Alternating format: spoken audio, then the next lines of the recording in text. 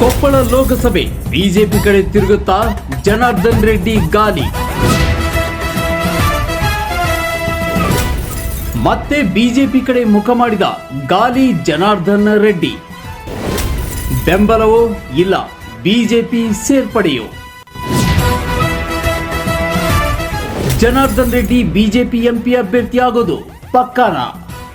ಹಾಲಿ ಸಂಸದ ಸಂಗಣ್ಣ ಕರಡಿಗೆ ಸಿಗಲ್ವಾ ಈ ಸಲದ ಎಂಪಿ ಟಿಕೆಟ್?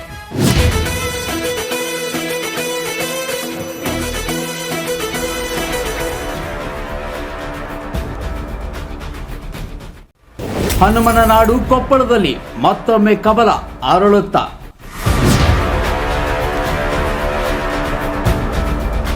ಯಾರಿಗೆ ಸಿಗುತ್ತೆ ಬಿಜೆಪಿ ಲೋಕಸಭೆ ಟಿಕೆಟ್?